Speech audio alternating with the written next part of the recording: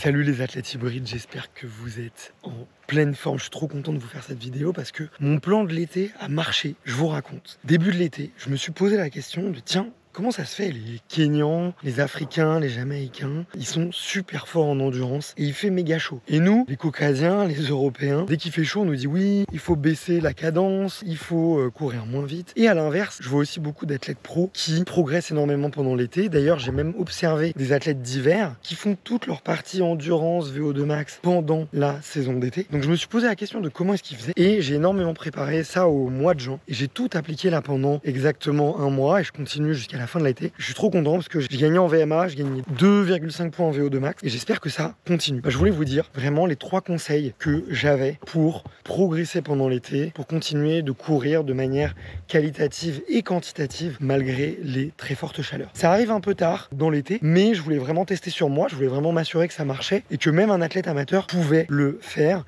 Et donc je suis très content de pouvoir vous le partager aujourd'hui. Je vais pas vous partager des petites astuces qui marchent, mais très temporaires, très cérébrales, du type une petite goutte d'huile d'essentiel de menthe dans la gourde pour avoir la sensation de fraîcheur ou de mettre une poche de glace dans son sac et de bien mettre de la crème. Ça marche une fois, mais c'est pas un plan stratégique, c'est pas forcément en plus très scientifique. C'est pas ça qui va vous permettre de progresser sur le long terme. La première chose que font tous les athlètes pros, c'est déjà une très bonne acclimatation. C'est quoi une acclimatation? Selon les études, c'est entre 10 et 15 entraînements à très haute chaleur, plus de 35 degrés, généralement plus de 37 degrés, parce que c'est notre température corporelle et c'est la température à partir de laquelle justement notre système de refroidissement va devoir être plus fort que la température extérieure. Comprenez le truc. Et c'est ça qu'on veut travailler, c'est notre système de refroidissement interne, de cooling system, comme disent les anglo-saxons, comme dit l'athlète Hugo, pour ceux qui voient qui c'est. Et donc, cette acclimatation-là, elle est hyper importante, et notamment, il y a eu des études scientifiques, je vais vous mettre le lien dans les commentaires de cette vidéo, qui disent qu'on a fait faire des acclimatations au chaud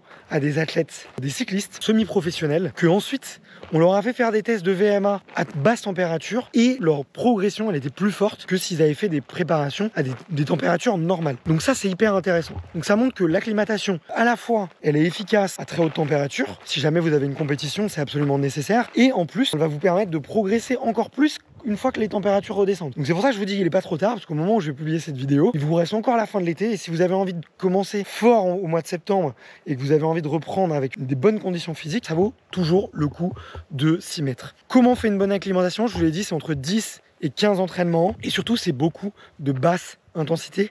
Ça sert à rien à ce moment-là de faire un gros volume d'intensité, en tout cas de mettre beaucoup d'intensité dans les entraînements. Les bonnes études montrent que si vous faites là 90% de travail à faible intensité, vous aurez une très bonne acclimatation à la chaleur. Déjà, ça c'est le premier truc que moi j'ai fait tout au long de mon mois de juillet. Je suis allé courir très régulièrement avec mon fils, torse nu, pas d'eau, et on allait courir tout doucement et on l'a fait tous les jours pendant 3 semaines. Là, j'avais vraiment mon volume d'entraînement et donc ça, tu peux le mettre en place aussi. En plus, ça va vous permettre de mesurer très clairement la donnée la plus importante pour une bonne acclimatation, à savoir votre débit, votre taux de sudation. C'est vraiment la donnée la plus importante pour savoir si vous vous acclimatez bien, pour savoir si votre système de refroidissement physiologique est en train de fonctionner. Comment est-ce qu'on fait ça? Le débit de sudation, ça va être tout simplement la quantité, le volume d'eau que vous allez suer à un effort donné. Par exemple, 1 heure à une fréquence cardiaque de 140 BPM en course à pied.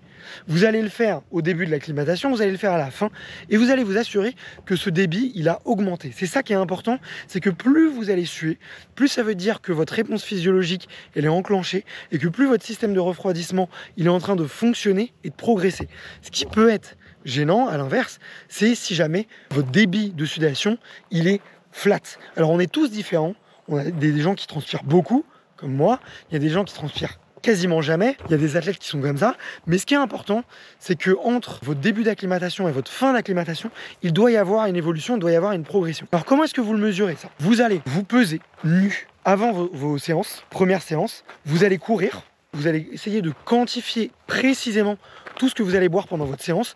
Moi sur 1 heure, je bois pas. Peu importe la chaleur, je bois pas du tout. Après, je fais partie de ceux qui boivent énormément. Même au repos, je suis à plus de 3 litres par jour. Parce que j'ai eu des reins fragiles et c'est une habitude que j'ai pris. Vous allez vous peser, mesurer exactement le volume d'eau que vous allez prendre.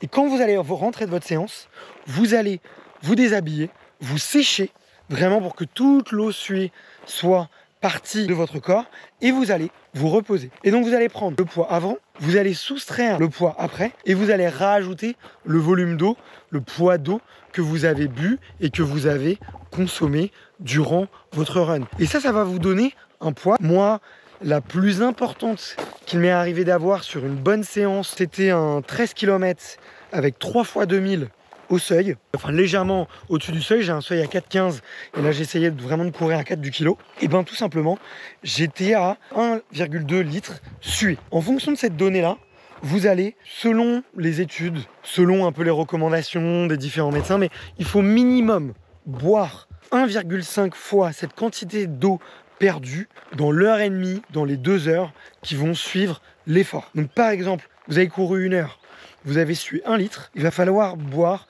1,5 litre dans les 2 heures qui suivent, même si possible dans l'heure qui suit cet effort physique. Et ça va vous permettre vraiment de jamais être en déshydratation. Et c'est ça qui va vous permettre de pas trop subir la chaleur cumulée au fur et à mesure des jours, parce que c'est aussi quelque chose dont on parle peu, c'est que le corps, même au repos, il doit s'adapter et qu'il ne doit pas subir non plus cette déshydratation constante et cette chaleur constante qu'on se prend dans la tronche. Donc, rappelez-vous ça bien, 1,5 fois la perte d'eau que vous avez subie. Ça, c'était le 2e conseil. Le 3e conseil, c'est pour ceux qui sont un peu fans de gadgets. Là, bon, petite ceinture cardiaque, je mesure, je fais vraiment très attention. En été, c'est encore plus intéressant d'ajuster son allure, même quand on va faire du seuil, quand on va faire de la VMA, tout simplement pour pouvoir répondre plus à la fréquence cardiaque, parce que en chaleur, durant les périodes de forte chaleur, on voit qu'il y a une très forte, ce qu'on appelle dérive cardiaque. C'est-à-dire que après 20 minutes d'échauffement, imaginons vous courez à une allure d'endurance fondamentale, et bien il y aura une forte différence entre votre fréquence cardiaque après 20 minutes d'échauffement. Et même si vous courez la même vitesse jusqu'à 1 heure, vous allez voir une forte augmentation de la fréquence cardiaque. Imaginons vous partez à 130 à la fin de votre échauffement, on va dire peut-être un peu plus. Il se peut qu'après 1 heure, vous soyez plus élevé. Peut-être ça peut monter jusqu'à 15%. Donc vous faites le calcul, vous pouvez arriver au-dessus de 145 alors que vous êtes parti à 130. Alors que normalement, si vous le faites en basse température, il y a beaucoup moins ce phénomène, justement, qu'on a dit, de dérive cardiaque. Et donc pourquoi je vous dis ça? Donc c'est ajuster les allures, quitte à courir un peu moins vite, notamment dans la période d'acclimatation. C'est hyper important vraiment de réduire. Et après, vous pourrez reprendre à vos allures un peu plus classiques et conventionnelles. Je vous file une super application si jamais vous la connaissez pas. Vous pouvez la trouver dans Google si vous tapez VDOT, donc VDOT. Le nom du site c'est VDOTO2.com et là-dessus vous avez un calculateur d'allure et dès que vous allez dans les recherches avancées, vous pouvez mettre à jour la température et ça va vous donner une allure estimée d'une approximation. Pour moi, je cours 40 minutes au 10. On va essayer de battre le record, mais c'est à peu près mes derniers temps officiels. À 34-33 degrés, ça me dit plutôt que je suis aux alentours de 41 minutes 50 dans mon allure 10K. Donc, ça vous permet vraiment d'ajuster et même presque d'ajuster tout le plan, d'ajuster votre séance. Et donc ça va être hyper efficace. Voilà, on arrive au bout de ces 3 conseils. J'espère que ça vous a plu et surtout, même si vous dites que c'est la fin de l'été, essayez quand même de faire cette période d'acclimatation qui va vous permettre de redémarrer très fort en septembre, d'aller courir, d'aller faire ces sorties d'endurance. Si vous avez aimé cette vidéo, n'hésitez pas à le dire en commentaire. Si vous avez des questions, sachez aussi que je passe très souvent en commentaire pour y répondre, donc n'hésitez pas.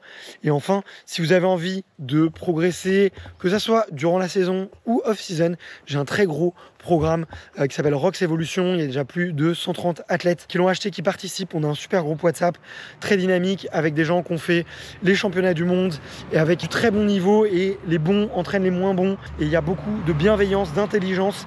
On est très précis avec les chiffres et on aime bien sourcer tout ce qu'on dit. Donc si vous avez envie d'un programme intelligent, n'hésitez pas à le rejoindre. Je vous remercie et si vous voulez d'autres conseils, vous vous abonnez à la chaîne tout simplement.